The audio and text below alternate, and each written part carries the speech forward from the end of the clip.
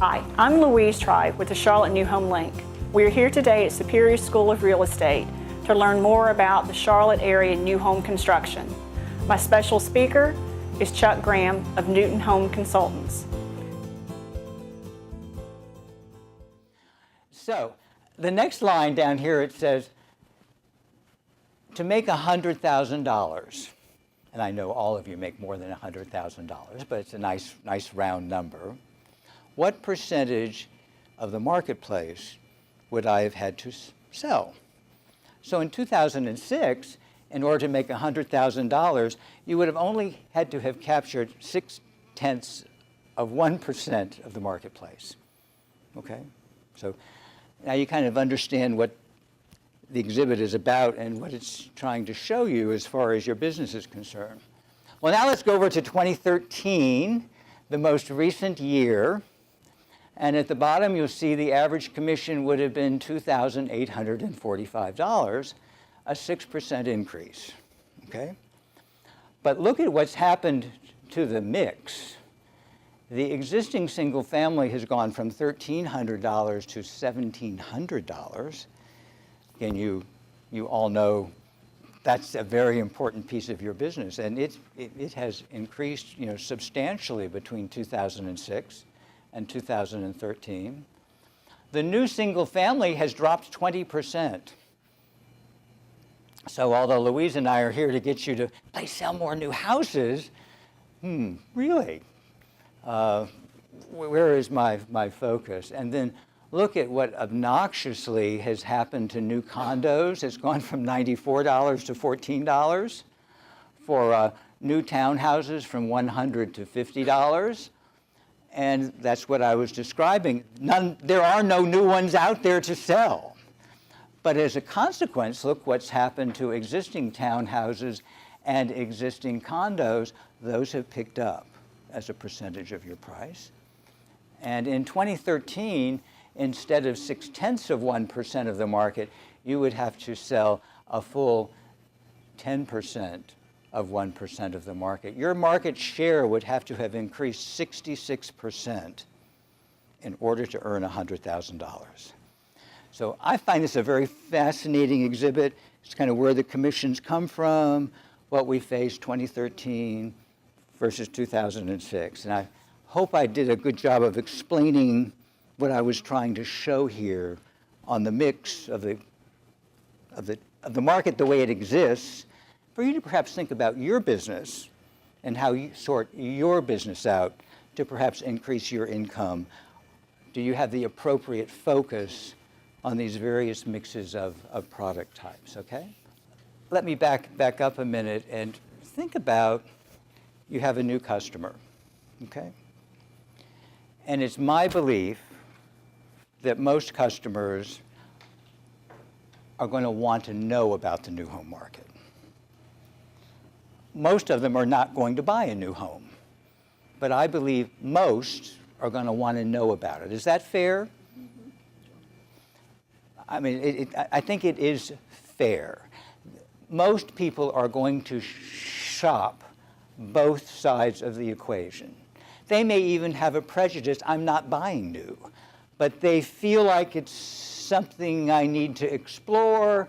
How much does it cost not to have toenails in the shag carpet, or whatever that equation is. See, I'm showing my prejudice about new versus existing, but clearly the existing market is where the world is. But I think where I'm headed for you to ultimately sell new houses, I believe you must know the new home market. If you do not know the new home market, guess what? That client is going to go out and look without you. So you must know the market in order to control your client, okay? So the 3 exhibits that I put on the link are exhibits that I believe that help you to be some of the most knowledgeable realtors in town with regards to the new home market. So when that person's sitting with you at your office or in your car, you can pull some of these exhibits and talk to them about, well, this is what we ought to be looking at. I'm not saying you should buy this neighborhood or this builder, But this builder and this neighborhood and this geographic submarket is where most people buy at that price range, at that neighborhood. So it's a good way, if they really want to shop the new home market with you, for you to be incredibly knowledgeable, and it will protect you, and ultimately you'll get your existing home sale. Hopefully you'll get a few more new ones. So that's kind of the prejudice of what I want to leave you with today is knowing the new home market to protect you with your clients so they don't run out snooping around on the new home market. Louise. I'd also like to say this, what Chuck is getting ready to show too, these are the leaders in these price ranges in these neighborhoods. And it also gives you a chance to see what is being offered, all of the new products that are coming out, that they're being included in the home's energy efficiency, anything that the builders are working with the new technology. It helps the buyer be able to compare what the existing home has, and if the existing home needs to be brought up to, everybody wants to change their new home, whatever home they're in. And so it can also help you learn what also products are available. Mm-hmm. Yes, sir. We still haven't gotten to the 3 exhibits that I'm sharing with you, but here's an exhibit that's looking at the lead builder by market share for condominiums, townhouses, and new single-family detached. So if you're reading this exhibit correctly, if we go up here to the condo side, the lead builder for 2013 was Shea Homes, and they only ranked 3rd in 2012. Okay, and their market share in 2013 was 22% of all new condos in the marketplace were Shea. Now, there weren't very many of them because we already knew that, but they had a 22% share. And their share was only 9.8% in 2012, and so it was a 152% increase in share. Does anybody know what project that was?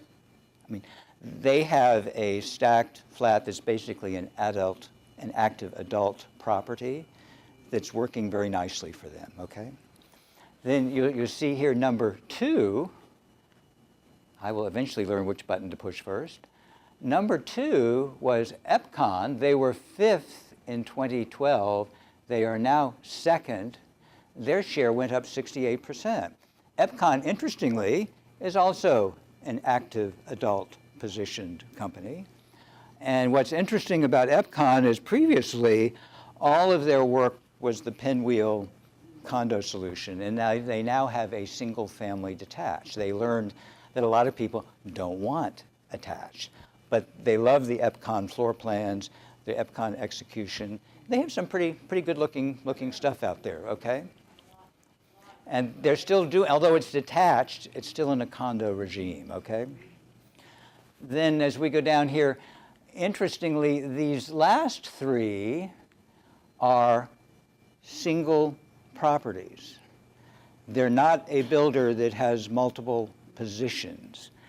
And what happens in the condo market is that, generally speaking, we don't have integrated builders doing properties after properties after properties. Each one of them is a separate limited partnership, separate group of people.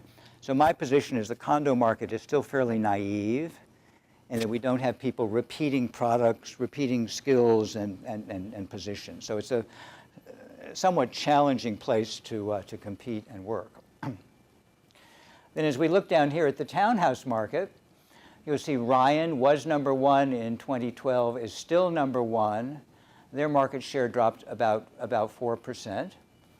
Standard Pacific was number 4, now moved to 2nd. A lot of work at BrightWalk has improved their position with regards to the townhouse market, and so on. Now, down here on the new single-family side, which, if you remember from my previous exhibit, is the second most important place to earn commissions, as opposed to existing homes.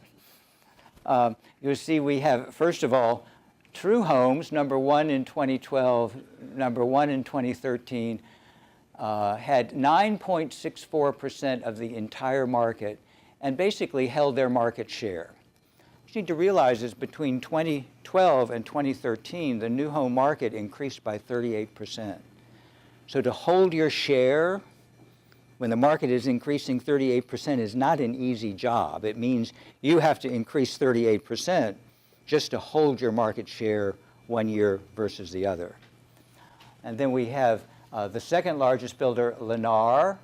Then we have Ryan, Horton, Pulte, Ryland, MI, Eastwood, Regent, and Bonterra. They are the 10 largest builders in the marketplace by market share.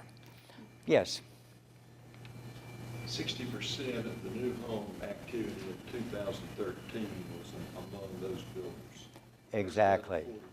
Yeah. Where is the other 40? All the other builders. Including the small. Right, exactly. And I guess I would pause here before the break.